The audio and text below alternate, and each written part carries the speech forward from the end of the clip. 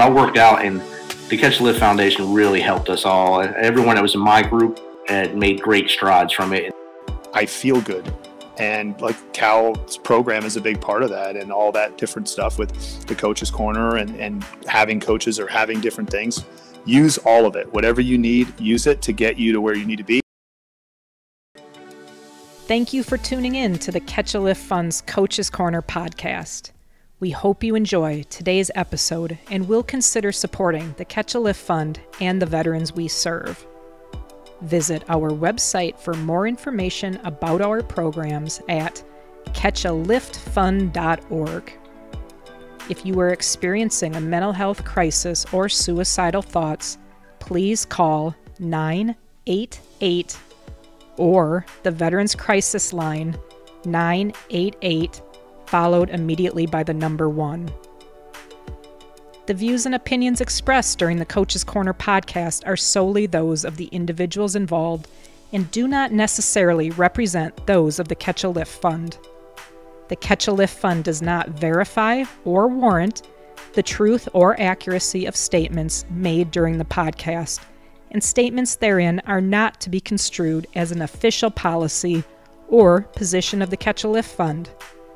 This podcast is provided for informational purposes only, and nothing herein should be construed as health, medical, or other professional advice.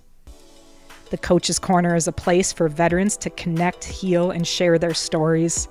I'm Melissa Luke, the host of the Coach's Corner podcast. I am a U.S. Army Iraq War veteran, coach, and program director for the Catch a Lift Fund. The Coach's Corner is sponsored by ID Technologies. Welcome to this week's episode of the Coach's Corner.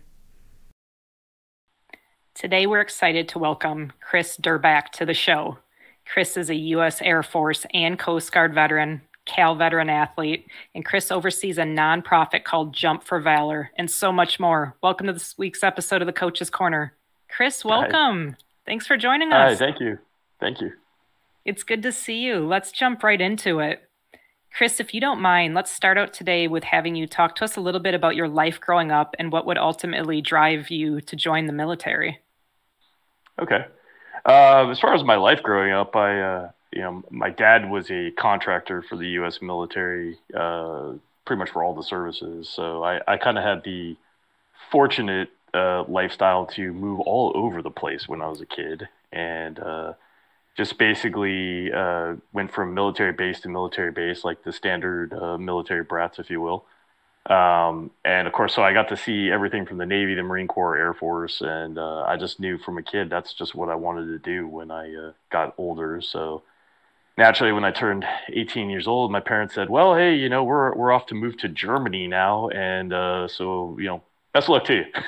And so I basically joined the Air Force very shortly after they left, and have been in the military up until 5 years ago. That's incredible. Thank you so much for your service, Chris. Let's get into it and talk about it a bit. Sure. When you joined the Air Force, what job specialty did you join with? Well, when I started off, I was actually in the National Guard just as a crew chief, just working on aircraft. Later on, after 9/11, I kind of went into explosive ordnance, basically. And at that time, nobody really knew what that was. I just thought it was like, hey, it sounds great. Let's do this job. I feel like I got really suckered into it, but didn't really know. Of course, that again, nobody really knew. So right, yeah, right. Talk to us about that a little bit more, because just like that you said, so you were in prior to 9/11. What were kind of the changes that you saw once 9/11 happened, or even within the greater Air Force or within your career path? Sure. I mean, there was so much change after 9/11. I always say one of the crazy things is being on base, watching it happen on base, and seeing it all happen. Granted, at that time I was in Arizona, but just seeing here's something 3 hours ahead of us and what was going on. It was changing literally as the second. I remember our base posture prior to that was super relaxed. Nobody really cared. I mean, you might get your ID checked, maybe. Yeah, right. And it's like if the base guards knew you, they kind of just waved you through. But I just remember that day everything changed. It was lockdown. Went to force protection. I think we went to FP Con Delta that day, if I remember correctly. But yeah, and then the big things, I think, just seeing the way people kind of were in the military prior. It seemed like everybody was real relaxed. There wasn't like a lot of like standards being upheld. After 9/11, that changed drastically. It's looking for everybody like immediately like start meeting PFT standards, start meeting weapons quals. You know, it was just like 180 out from what we were doing at that time. Yeah. So, and then of course, then you know, there's, as anybody knows, there's so much mass confusion at the beginning to figure out like, you know, where are we going, what are we doing, how are we getting there, and yeah. So getting trained on things I never thought I'd be trained on. You know. What did you think about that at the time? And I mean, obviously, you know, you're in you're in the military, so it's go, go, go, right? Right. But kind of, were you, and I'm not even sure the right way to kind of phrase this, Chris, but like, because like you said, everything changed, standards changed. All of a sudden, it became kind of a climate, like we were preparing for war, and we were preparing for war rapidly. Was that something when you enlisted, you know, that you knew was a real possibility, or did you just kind of evolve with it as it happened? Well, I'd actually say a little bit of both. I think originally when I enlisted, I thought, you know, hey, there's always that chance of going to war, but we haven't been to war in so long. Yeah. And I mean, to be completely honest, I didn't even think I was going to do more than my first term in enlistment and just leave. And, you know, for me, I was like, I'll just do my term, go get my college, you know, roll like everybody else kind of does. And that whole 9/11 posture changed all that for me when I was like, this is now the thing that I'm supposed to do in my life, you know? So it was different, you know, where most kids are off going to college and doing everything else, and we're off, you know, going to Afghanistan or wherever we were going. And, you know, and then realizing that, you know, hey, I was almost 30 by the time I graduated college because, you know, I just did the slow walk like everybody else does. So, Right. Yep. Yeah. And so I think that was just like a big change and a big part of it, you know, just, and especially like you said, you know, that rapidly growing posture towards war. It was like everybody just kind of knew we were going to stop whatever it was we were doing, and this is what we were going to be doing, you know. And I just remember doing my first field training exercise later on, like the middle. Well, it had been like 2002, like towards the middle of the summer or something like that, and they were making it as realistic as they could with, you know, all the stuff getting thrown in, you know, and I think that was the first time it ever really hit me, like, hey, wow, this is real. We're really gonna go do some stuff, you know. So so you would be trained as EOD. Where would your excuse me, Chris? So just to be clear, it was EOT. We were technicians. EOT. At that time. Okay. Because this is prior to what everybody else kind of got into.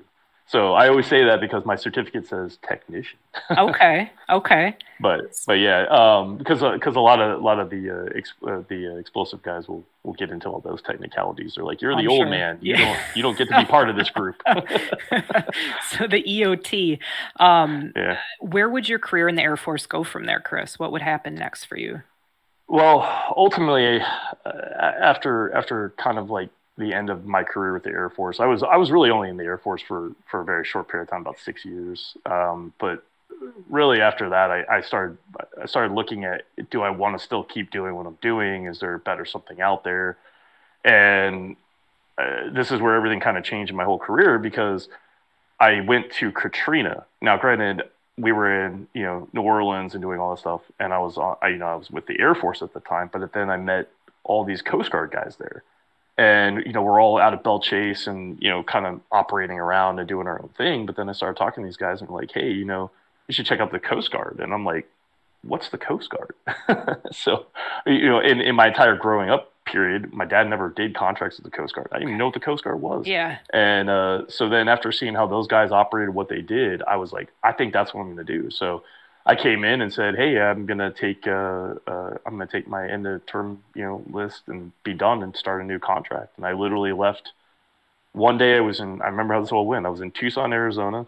The next day I flew to Cape Cod, New Jersey, and went to boot camp for the U.S. Coast Guard. And it was like, I was wearing an Air Force uniform literally the day prior and wearing a Oh Coast my Guard gosh. uniform the next day. Yeah. So So that was a quick transition. very quick, very quick.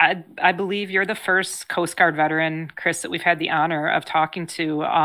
Talk Oh, to us a wow. little bit about the Coast Guard, if you would, and I'd love to hear like what was that basic training like for you? What did that entail? Sure, sure.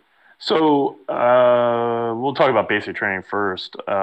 Obviously, having gone through the Air Force basic training, going through the Coast Guard basic training, lots and lots of differences. I will say I don't know how the training is with the U.S. Air Force, basic after 9/11, but Right. prior to Yeah. 9/11, I felt that it was not really that complicated. I didn't really feel like it was really that hard. I will say that obviously going to basic training with the Coast Guard after 9/11, it was a night and day difference because everything was being trained to counterterrorism measures. Okay. Everything was being trained to a totally different standard that I wasn't, I don't remember ever seeing prior. But the one thing I loved about I will say was very interesting about the Coast Guard is that their academics, if you will, the book work, if you will, is so much higher and at a different standard. I mean, they really want you to be educated. Like that's the way they want. They want smart people to be operating in that Yep. organization. Physically demanding, I don't know that it was any different from the Air Force. The only thing I would say is different is just the water training. But I always loved swimming, so it didn't really bother me that much. I personally think, but yeah. But I will say the very interesting part of it was that when I was in Coast Guard basic training is how many other prior service members were in my platoon with me. So I mean, I had Really? guys from the Marine Corps, Army, Navy, everybody. Oh wow. And it was just a very big thing there that they actually knew that so many of us were transitioning out of other services. And I can't even remember how many people were in my platoon, maybe 40 or something like that. I don't actually remember. But I would say easily 2/3 of us were all prior service at that point. What do you think, Chris? What was it, do you think, about the Coast Guard that was attracting, folks like yourself, so many prior service to go over and join that branch? Well, I can tell you what we all talked about at the beginning and what we all say at the end of it. But at the beginning, a lot of us were saying, "Oh, well, if we join the Coast Guard, we'll just be in the U.S. We won't deploy anywhere. Okay. Everything will be great." And I Yeah. think that was kind of the mentality that, hey, we've been doing this for 6 years now, and we're kind of done. Right. Yep. And that was not the case at all, at all, absolutely at all. It was, by no means did anyone ever tell us, "Oh, you guys will never deploy; it'll Yeah. be fine." Right. Nope, didn't really work out that way. So it was just kind of one of those funny things where it was just like, wow, okay, that was the ultimate backfire. But Yep. it's actually interesting because I actually when I went into basic, I had a bunch of people that I went into basic with in the Coast Guard side, and uh, when I got out of basic, I still stayed friends with a lot of those guys. And then ultimately, well, so it would have been like 3 years later. Is that right? 4 years later, something like that. 4 years later, when I commissioned, I actually commissioned with two guys I went to basic training with. And so we just all kind of had this like, hey, we hadn't seen each other in 4 years, but here we are going back to OCS now. And it was just funny how we were all kind of in the same mentality that was like, wow, we really had no idea what we were getting ourselves into. And that was kind of the interesting part, is that we all kind of had the same story. It was like, hey, we kind of did this because we thought it'd be more like summer camp, and we realized, nope. Oh my gosh. Yeah, that's incredible. So during your time in the Coast Guard, Chris, you would train as a rescue swimmer, work as a rescue swimmer. Yeah, initially. Talk to us about that. What does it take to be a rescue swimmer?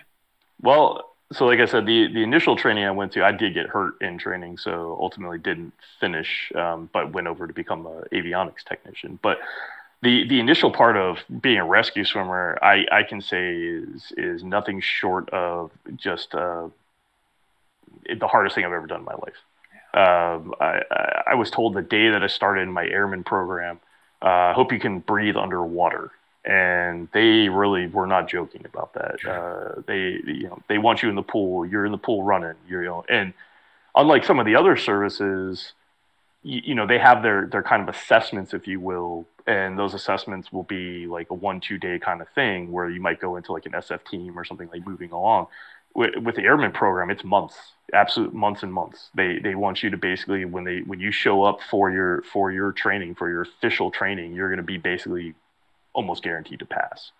And so what they do is for months and months, all they're doing is just working you, and you're going through every single thing like you would actually be in true assessment. At that time, I was in Astoria, Oregon, and man, let me tell you, it was bad when it was like, okay, we're gonna go swim in the pool, now we're gonna go run, and it's cold outside, and I don't like that.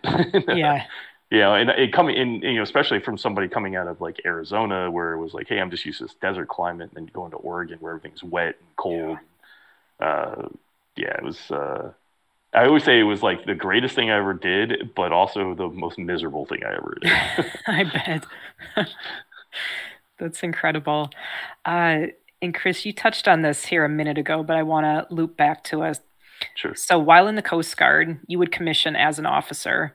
Talk to us about that decision, or what went into that for you to end up commissioning, and if you would touch on what that transition was like from enlisted to officer. Sure, absolutely. So, like I said, starting on the airman program with the rescue swimmer, that was my ambition. I got severely hurt. I broke my neck. So it was kind of the end of the road for me there. I became a electronics technician working on aircraft after that.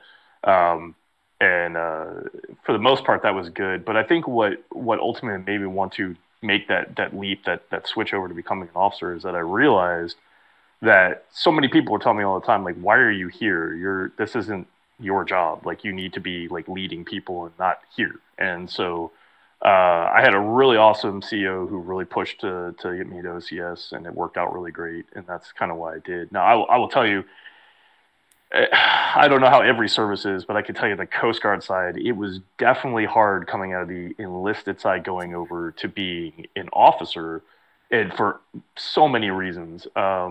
One is that because we were just kind of the dirty Mustangs, and and it was like, the joke that one of the admirals told me, he's like, well, you guys are like the unclean, you didn't come out of the true way to go about it, but at the same time, I think one of the best things about being a Mustang was that when I would show up at a base for my very first assignment, and everybody would just kind of look at my uniform and look at me and go, well, that's a guy we kind of like because he was one of us at one point. Yeah. And so it really helped in the sense of that transition where I think like some of the newer officers, like some of the academy officers, came out of this academy type environment where everything was like, they're constantly aggressive. And I remember actually at one point I had to take one of the ensigns aside and be like, hey, if you take a knee for 5 minutes, you'll realize that these guys are actually smarter than both of us put together. So, so I think it was great on the onset because a lot of the enlisted guys were like, hey, we like him. He's a great officer. We'll kind of roll with him, And I think that was always kind of one of the better parts of it. Now, the downside was, of course, the main officer corps, the guys who were up there, who were the academy grads and all that, they were kind of like, oh, it's the unclean. They're back. so it was just this kind of push pull between where do you really fit in the whole society. And it was definitely an interesting experience. But I was actually very lucky that a majority of the units I ended up at, I would say probably 2/3 of the officer corps were all prior enlisted and or prior enlisted from another service. So. I found that I kind of fit in really well there. I didn't fit in well in the DC environment when I got sent to DC because everybody there is prim and proper or comes from the academy. Right. I'm like, why am I here? Like, only person that was like, I'm here. Great. I can take a short tour. I'm out of here. Sounds good. Oh, geez, that's incredible. That's really interesting. We've had the privilege of talking to several veterans who, went from enlisted over to the commission side, and it's always very interesting hearing about that journey and just what that was like, kind of for various things like you talked about. So, Chris, throughout your career, you would deploy multiple times. Would you talk to us a little bit about your deployments? Sure. I mean, I've been to a lot of different places. I would say the one that always sticks out the most is Cuba. I definitely, my deployment to Guantanamo Bay was probably the most interesting deployment I've ever done. Talk to us about that deployment, if you would. Yeah. So one thing I always say about that deployment, it was not physically demanding in the sense of the word, but it was so mentally demanding that given the option between something that's physically demanding and mentally demanding, I think I'll take that physically demanding thing all day. The morale of that place is low, and not because of anything that's happening at the top and I just want to be very clear, it's not because of anything that's going on. It's just that the job you're doing there is just it just sucks the life out of you, and and there's not really much you can do about that because that is the job you're assigned to do, and you just do it. But it's hard when you're dealing with literally the people who blew up the World Trade Center. I mean, it's like you're looking at people and the emotions and just the anger. But one of the things that good, bad, and fortunate, however you want to look at it, I was actually in Guantanamo the day that Bin Laden was killed. And what made that very interesting is, of course, we had already known that it happened. It hadn't trickled into any of the other side of the island yet, but we also knew that what we were going to have to start preparing for is a lot of problems. And so we went to a posture that I just never seen before, and it was like almost to the extent of thinking we were about to start a riot there. And so we were waiting for things to happen, and surprisingly nothing did. And so that was kind of good, but just the emotions and the mental taxation that took just to build up to that, it was like, man, I remember by the time I finally got off duty and I went home, I fell asleep on the floor in my hooch, just like hadn't even changed. I was just so tired. I just fell asleep on the floor. And it was something else. Let me tell you, it was definitely something else. And it was hard because, of course, you're there with guys who are Marines, Air Force. I mean, every service is there. Right. Every single service is there. And, everybody at that point, I think, had probably already gone over to Afghanistan at least once.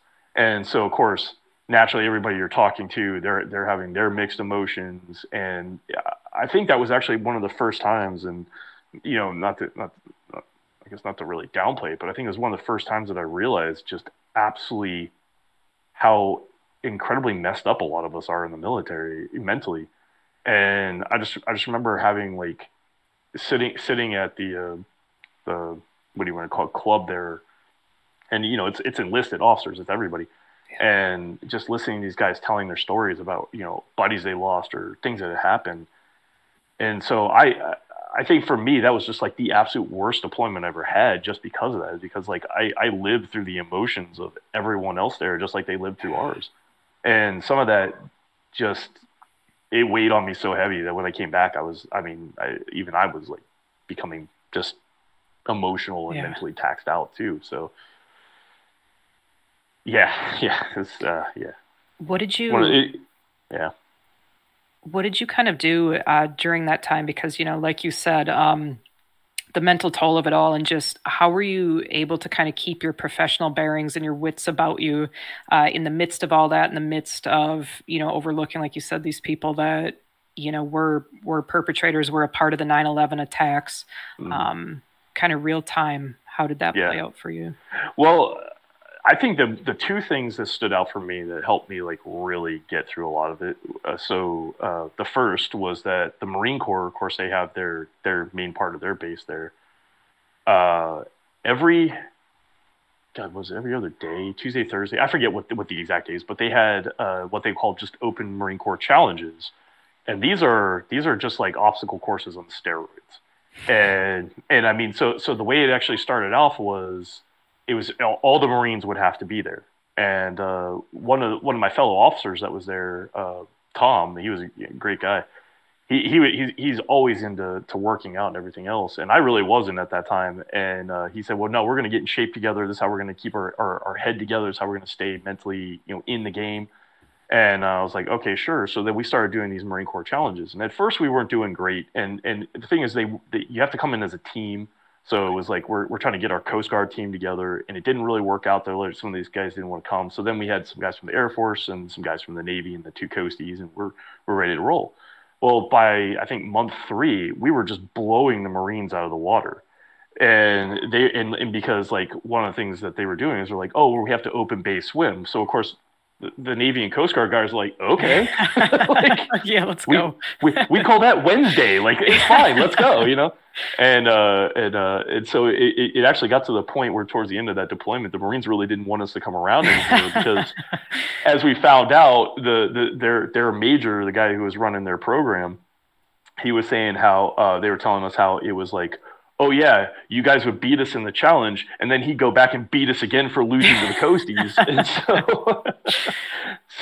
so that was actually, but I always said it was like, I think that if I hadn't been working out, if I hadn't been doing something physically exerted, like just really getting into that, I think that overall the mental side would have just consumed me to the point where I would have just become combat ineffective. Yeah. The other really good thing that I always say was really awesome about Guantanamo was that we could scuba dive there. So if we had spare time, we'd be out scuba diving, and that was always a really great kind of thing because they would actually give us the opportunity. So we actually had the opportunity to go out and spear fish and like do stuff like that. Oh my gosh! Wow. In kind of like the most, I guess, like primal way you could think of, we would go catch dinner every night, and it was kind of like our thing. We'd go out and get dinner and come back and cook it, and we had our little makeshift whole hibachi grill things that we all made, and that's just what we did, and I think that was where we were able to mentally release everything, was sitting in that group of guys, and I should say guys and girls, it wasn't just guys, but just having all of us together sitting there being able to talk about and I hate to use the word classified, but it is the classified stuff. So when you're trying to figure out how do you talk to people about the stuff you can't really talk to them about, you have to be in the group of people that was never supposed to be talking about it. So, so that was definitely how a lot of that mental stress got away. But then, like I said, I think the physical aspects, the working out, the group camaraderie, that really was something else. And I was always glad that I did that because that kind of carried with me all the way to the end of my career, where it was like, got to keep working out, got to keep doing something, move your body around, get it going, Yeah, and, what a testament to that, right? That's incredible. Yeah. Chris, talk to us about your work on a detail with the Secret Service for President Barack Obama. How did you end up a part of this detail? Okay. Well, the whole long and short of it is that I worked for a deployable operations group at the U.S. Coast Guard. That unit doesn't exist any longer, but basically, it was right after his election, and then of course they had like family travel things, like they were going to like Hawaii or wherever, and they needed to figure out how we were going to do certain security details for the president when he did these movements, and ultimately Secret Service kind of handles most of that, so we all kind of just got assigned to start working with them, and worked on this really really awesome guy, Kyle Norton. He doesn't work there anymore, but he's a dinosaur like I am. Basically, we were just given security details, and we would go wherever the first family went and set up our details based upon whatever the mission set was. I got to go to Hawaii a bunch of times. That was great. Can't complain about that. Definitely can't complain about that. Did some stuff with like the summits in DC. Did some stuff like I'm trying to remember where else we go. I don't know. We went so many places I can't even remember half of them. But yeah, it was really good because essentially we would do like waterborne security. Some given points I was actually assigned with like some SEALs. That was kind of fun. Those guys are on a different level of human. So yeah. But it was a fun detail. Traveled a lot. Got to really rack up those airline miles, if you will. So yeah. I bet. A job like that, I can only imagine, though, there's a certain amount of just unique challenges with it, so on and so forth. How do you stay? Indeed there is. How do you stay sharp for that job, Chris? And if you have any kind of unique challenges of that job that you can share with us. Sure. How do you stay sharp for that job? I believe they called it caffeine. I believe caffeine. Lots of caffeine. Lots of caffeine. Lots and lots of caffeine. I became a coffee addict. Okay. Yep. Definitely drank a lot of Red Bull. So to stay sharp on that job, it was called. We were on 24/7, like almost. And maybe that's a little exaggerated, but I mean, between having a duty day and being stuck with the bat phone, as I like to call it, and you basically that thing rings, you answer, they call you haul. There's no excuses. You better be, as they like to tell us, you better be sober and rested. And that is the name of the game. And and that definitely was definitely a big challenge. But I think the bigger challenge of that entire experience was that you're gone a lot. And so naturally that took a toll on my family. Just to be completely honest, I got divorced during that time because she was not having that. And that's just kind of the way things went. Your family is like, hey, you're gone 300 days out of the year. Yeah, that's not good. Yeah. And there was already enough challenges in just the job, let alone the family life. But I think one of the things that actually helped out a lot was during that time, one of my teammates was really into the what are those things called? The big rubber band exercises. I forget what they're called. Oh, like resistance band? Yes. And we used to tie those things on the side of our Humvee or whatever car, and we'd just be sitting there doing that all day. It was always the silliest thing ever too. And but then it was really great. This kind of a weird workout story, but Dr. Tabata, the Tabata workout and all that. We ended up meeting that guy in like a very random way. Gosh. Yeah. And so he talked with us for like, I don't know, 15, 20 minutes or something like that. And one of the guys in my unit had just been all happy because he just got certified to do CrossFit. So then that became our thing. We just started doing CrossFit a lot, and it wasn't like the good kind of CrossFit. It was, it was like slammed together wooden plywood boxes that we made out of like plastic crates, and we were like jumping on them and falling off of them, like getting hurt, and like it was like a whole thing. It just became like the funniest thing ever, and and it always made me laugh because I'm just like, man, somebody's gonna get hurt, and then it was like, oh, that would be me that gets hurt. But there's a definitive theme here, right? Though, like, again, though, a very like mentally taxing job and such, and physical fitness ends up being that release, or that yeah. Well, I'll tell you at the beginning of that job though, I'll be honest, I let myself go. I did not work out a lot, and it was just because like by the time I get home, I just fall asleep. All I want to do is go to sleep. I was just constantly going to sleep. And because I let that physical piece kind of start lagging, everything else kind of went with it. And I was always really glad that, like I said, my teammate Tom, he was awesome. Love that guy. He basically was just like, come on, man. It's like I know you're tired. We're all tired. Like, get up and move like all the rest of us. And having that team to motivate you to do that was the piece. And honestly, that's the thing I still miss the most about the military too, is I don't have the motivational team anymore, I have a 6-year-old. She motivates me, but different ways. It's more of like, Dad, get out of bed. I'm like, it's 5:45 in the morning. It's a different motivation. This is not the same motivation. Yeah. But that being said, I mean, it's like, you're exactly correct. Sometimes just getting up, moving your body, keeping things moving forward. One of my other teammates, Amber, was another great guy. He had this whole thing he was a prior Marine. He always said, the Marines, if you fall on your face, that means you were trying and they're good with that. You fall on your back, it means you gave up. So we always had this saying in that unit. It was like, only if you fall on your face. That's it. Only if you fall on your face. Like so that was kind of our thing. But yeah. Chris, talk to us about transitioning out of the military. What did that transition look like for you, integrating yourself back into civilian life? That was by far the most depressing thing I ever did in my life. Be completely honest, I think I hit rock bottom 2 weeks after I retired. So, I mean, sorry, we'll emotional on the side. So, I mean, I started drinking a lot, and definitely did not have a good personality, had a horrible attitude towards everything. Didn't really know what I was supposed to do with myself. And so I think I kind of went into a little bit of a tailspin. Luckily for me is that my wife was awesome, and she kind of had already talked to a bunch of other people who was kind of pre-preparing for this long before I ever was. Yeah. And what made that really great was that, you know, she was able to like say, well, here's the deal. You're going to stop drinking. And also, you're going to go find something to do. And I don't care what that is, but just go find something to do and do it faster. So she's like, you can go wherever you want, do whatever you want. And I was like, anything I want? Like,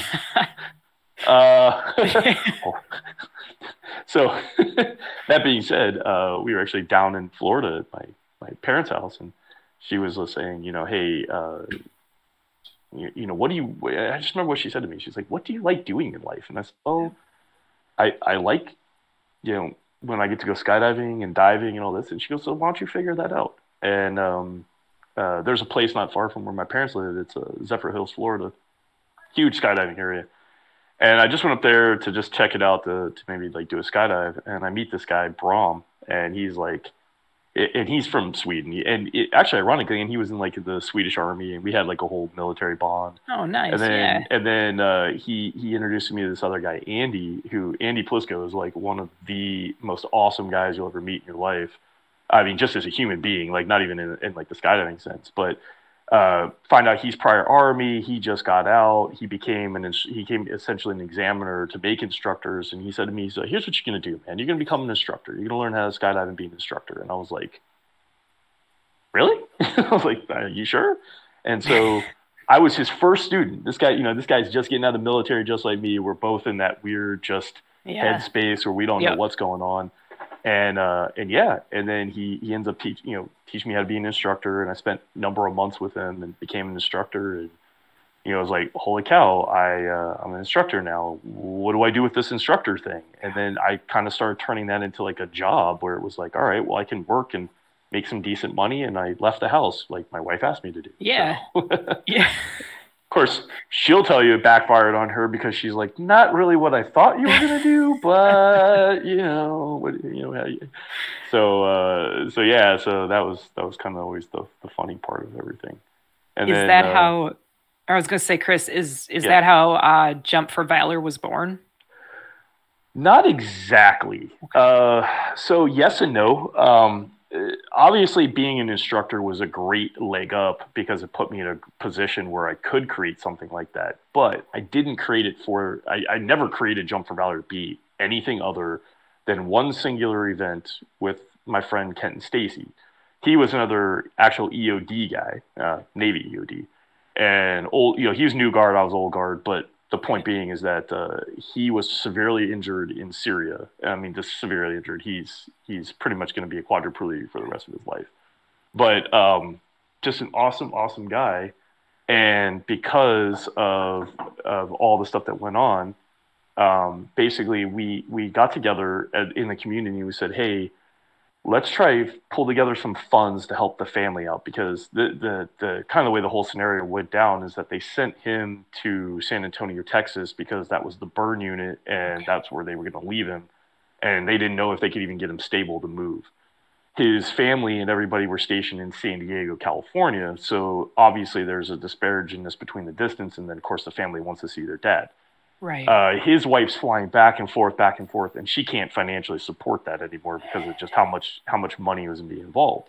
So what we decided to do is we're saying, hey, we're going to put together this event for skydiving because Kenton was such a big skydiver and loved to jump. And so we were like, great, let's do that. So we basically just makeshifted this event together out of like nothing, and and it was crazy. We got Red Bull to sponsor it, like was just unheard of. We just wrote them like sob letters, like, hey, can you help us? And they're like, sure. And so it was great. We had this event in this place in Delaware. And when I say this place was like the bottom of the barrel, I mean, it was the bottom of the barrel. It was like runways made out of grass, the hangars like falling apart, but just the most amazing people. And it was just veteran after veteran after veteran just coming out of the woodwork. Guys I'd never even met in my entire life that were just like, oh, I'm a Marine from California. Oh, I'm a Marine from Colorado. I'm this person, and all of a sudden you had this massive group of people and they're just making this event work. And so we we basically raised all this money and we go to give it to the family.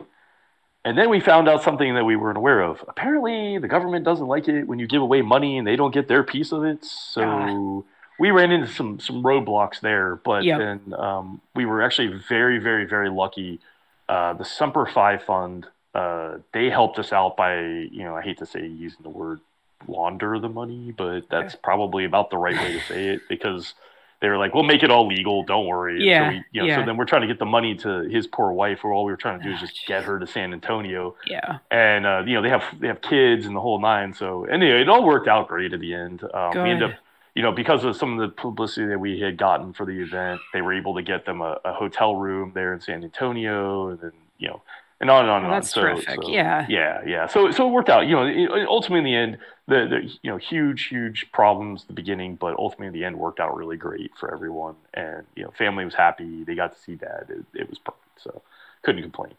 And then what kind of happened as a result of that was then later on in that year, Kenton had taken a really bad turn for the worst, and I mean to the point where everybody was fairly certain he was going to die. And at that point, the family's kind of back in the same thing again. And I said, well, hey, I got an idea. Let's do what we just did before, but we'll try it at, somewhere else. So we call around, couldn't find anyone who was even willing to help us. We ended up finding this tiny little podunk drop zone in the middle of Phoenix, Arizona. And the guy who ran the place was a Marine. And and I would say I love the Marines because they'll just answer any call. They're like, a shovel? Yeah, I got a shovel. Yeah, sure, I come help you dig a hole. It's like, I believe Marines just do things out of morbid curiosity. They just want to see what's going to happen. Yeah, let this play out. Yeah, let's see how this plays out. Yeah, exactly. But he basically said, he was like, yeah, just come do it here. So we did, and we put up this nice another event and raised some more money. Helped the family out again, and thank God Kenton pulled through, and everything was great, and it worked out just swimmingly. But at the time, we did not think it was going to work out like that at all. And so from that, I while I was at that event, I met Dakota Meyer, Medal of Honor winner and everything else, and just an amazing guy, by the way. And he was going there, and he's like, hey, I'm still kind of learning how to skydive and everything else. And so we had like some just sidebar discussions and some other things. And during that event, we just had like more and more people kind of coming out of the woodwork, and then we were talking about just the mental stress that all of us have been under, the fact that we're all gaining weight again, and it's like, we're not working out, we're not doing this, we're not doing that. And from that, I started saying, well, hey, what we need to do is start getting together as like a group of guys, try to jump together, but also use that as our basis, because you can't be out of shape and skydive. It just doesn't work. It doesn't work at all. I mean, actually quite hard to do, in fact. So we kind of just started getting this like group of vets together, just talking, and just like, hey, and we had this whole thing where we're just doing 100 push-up a day challenge, hey, and everybody just text each other the group. We're like, did you do your 100 push-ups? Nope. All right, how many you got to do? And then like, people would show videos of like, doing like ridiculous stuff. Like at that time, my daughter was only like a year old, so I'd have her on my back, like hanging on me while I'm doing push-ups and like making a video for the group just so you could kind of like motivate everybody. Yeah. And then from that, people started saying, they're like, hey, there's so much mentally that we're getting out of skydiving. Like, we should really consider trying to make this more of a permanent group. And so from that is kind of how Jump for Valor started. And it was just because we were all going like, hey, what are the things we need? We need a support group. We need something to do to occupy the brain. And then we need something physical to occupy the body, right? And so we all found that in the skydiving community, that was it. That was what we needed to do. And, one of the things about skydiving is that I don't want to use like statistical numbers like I actually know what they are, but I'll just say a very, very high amount of people in the skydiving realm are military or are of a public service, like police officer or something like that. So the continuity is there. Everybody kind of follows the same flow, and everything's kind of the same all the way around. And so one of the nice things about that is that we started creating these groups of people that was just like, wow, we all share the same common goal, and we all we're all kind of move towards the same thing. So then now kind of flash forward a few years, we're finally starting to raise a decent amount of money where we're like, all right, we might be able to pull this off. And out of the woodwork comes Dwayne McGahee. He is a whole whopping 112 pounds of sheer skinny human being. But man, let me tell you, when he walks in a room, like giants will run away from him. You know, and the reason why I just say this is because he's just an amazing human being. And so the first time I meet this guy, we're talking about skydiving, and never in this entire 20-minute conversation did I realize the man is missing a leg. And so I'm thinking he's just like a normal, you know, like never even fazed me. And then he's like, well, blah, blah, blah. And oh, by the way, and he takes his leg off. And it made me laugh because the way he did it was just so funny, you know. And I was like, well, that doesn't mean anything. I'm like, we could teach that thing to fly too. It's not a big deal. And so from that kind of became the first beginning of the program of Jump for Valor was that, wow. Hey, we have this guy who says, I might have some physical deformities, and you know, Dwayne was blown up in an IED. He got bad. It was bad for him.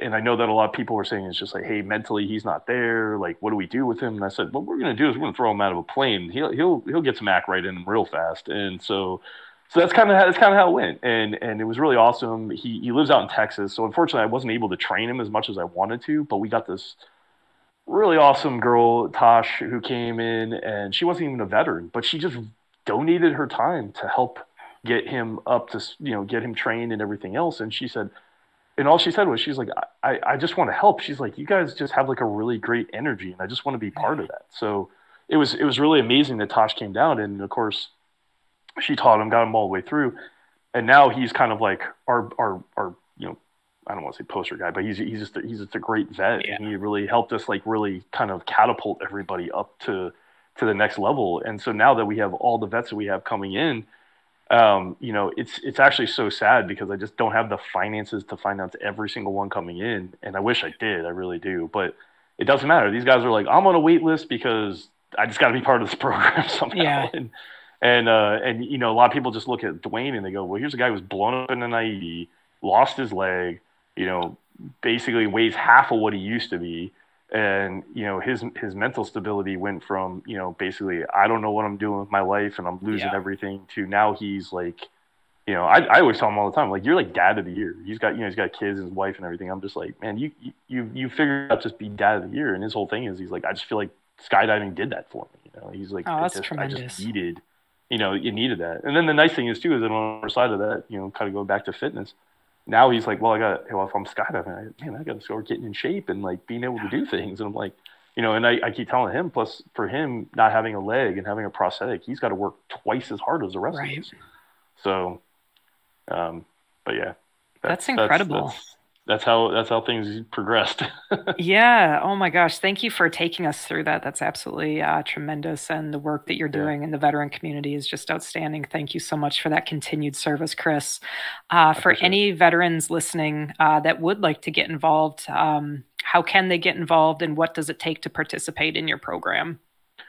Well, they can always get involved as far as, you know, I'm the person who picks up the phone at 3:00 in the morning to answer, you know, if somebody's calling me. So I always tell everybody, you can always be involved, part of the group, always able to come and talk to everyone, attend events, stuff like that.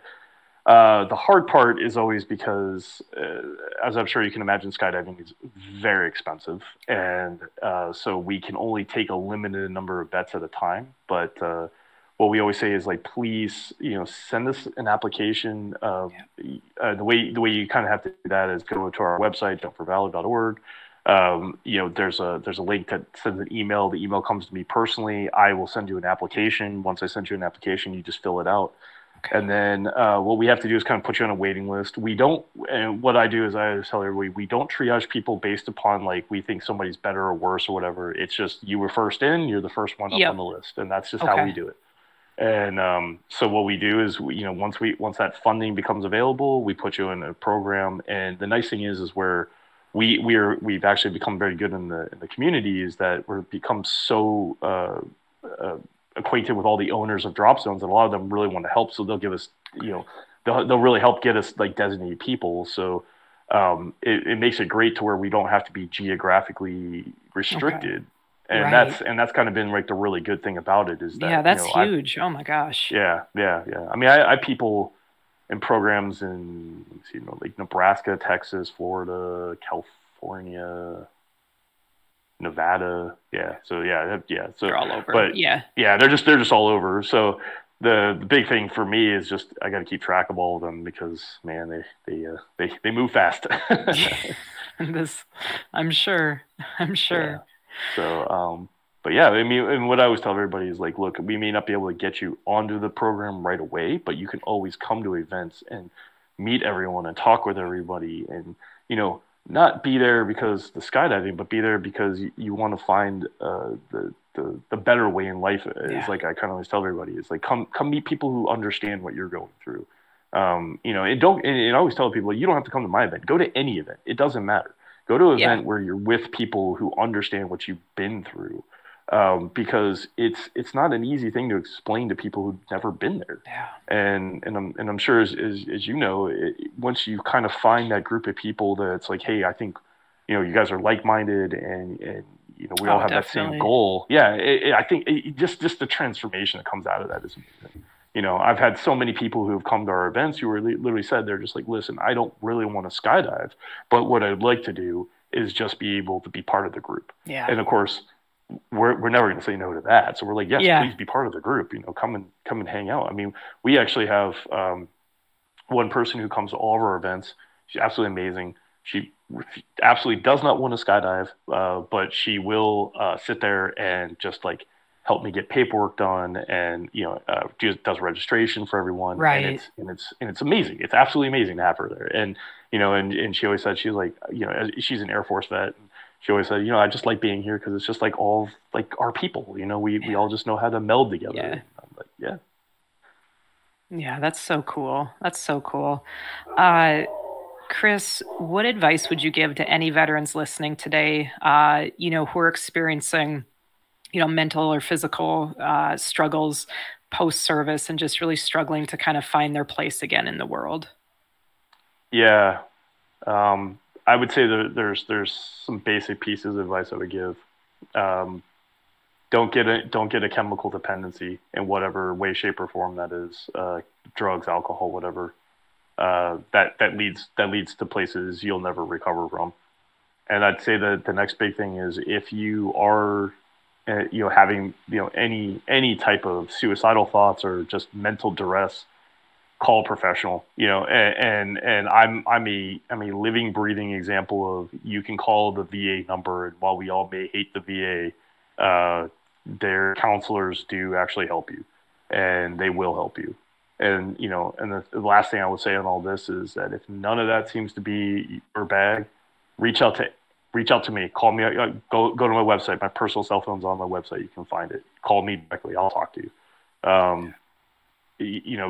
Find your battle buddy again. I think that's really the theme here. Find your battle buddy. We all had our battle buddy in the military.